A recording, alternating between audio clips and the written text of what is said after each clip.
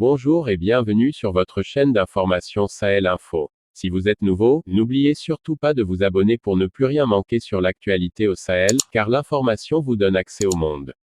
La junte a annoncé, hier lundi 31 janvier, l'expulsion de l'ambassadeur de France du Mali. Une décision qui entérine la détérioration des relations entre les deux pays, qui échangent depuis une semaine des déclarations peu diplomatiques.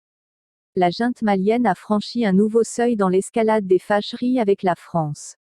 Elle a décidé ce lundi d'expulser l'ambassadeur de France, a annoncé la télévision d'État.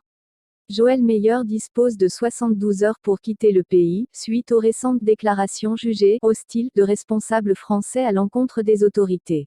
Dans l'histoire diplomatique, l'expulsion pure et simple d'un ambassadeur, et non le rappel temporaire pour consultation de son homologue de la partie adverse, est la dernière étape avant la fermeture de l'ambassade et la rupture des relations diplomatiques. Une décision dont la France prend note, a indiqué le Quai d'Orsay qui a décidé, en réaction, de rappeler son ambassadeur à Paris. Dans une déclaration publiée ce lundi par le ministère des Affaires étrangères, Paris exprime aussi sa solidarité vis-à-vis de ses partenaires européens, en particulier du Danemark, dont le contingent vient également d'être expulsé. La décision de la junte marque une détérioration spectaculaire entre la junte et l'ancienne métropole, dont l'intervention militaire en 2013 a empêché les djihadistes de marcher sur Bamako. Mais la donne a changé spectaculairement depuis les deux coups d'État opérés par la junte à l'été 2020, puis au printemps dernier. Le régime malien compte négocier avec les djihadistes, convaincu qu'une guerre ne peut plus être gagnée, même avec l'appui militaire français. Il place le pays, de ce fait, au banc des nations d'Afrique occidentale. L'Organisation des États ouest-africains, CEDEAO, lui a ainsi infligé des sanctions le 9 janvier.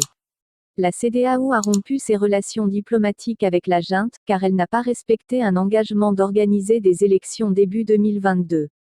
Bamako dénonce la CEDEAO comme inféodée à Paris, alors qu'elle compte des pays souverains et d'importance, comme le Nigeria, souligne un fin connaisseur de la région à Bamako. Cette expulsion ne compte pratiquement pas de précédent pour un ambassadeur de France dans la région, mais pouvait se laisser deviner au vu de la déclaration menaçante du ministre malien des Affaires étrangères Abdoulaye Diop, vendredi. Il avait affirmé que son pays n'excluait rien dans ses relations avec Paris, tout en ajoutant qu'une demande de départ complet des forces françaises n'était pas pour le moment sur la table. Après un incident ayant conduit à l'expulsion, mardi dernier, de commandos danois engagés dans la lutte anti-djihadiste, le ministre français des Affaires étrangères, Jean-Yves Le Drian, a estimé vendredi matin que les forces françaises et européennes ne pouvaient pas rester comme cela, au Mali. Il avait aussi qualifié d'irresponsable le comportement de la junte, un mot perçu comme très paternaliste à Bamako, y compris parmi des Maliens non partisans du régime.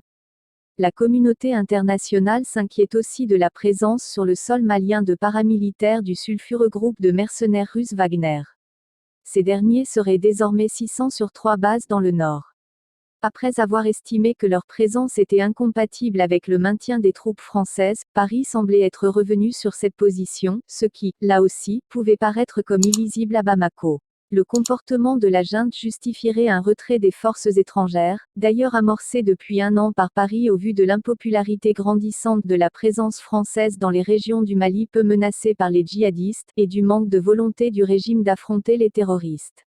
Mais occidentaux et européens sont confrontés à un dilemme, un départ servirait les djihadistes dont la victoire, même maquillée en accord de réconciliation avec la junte, pourrait entraîner un effet domino dans la région.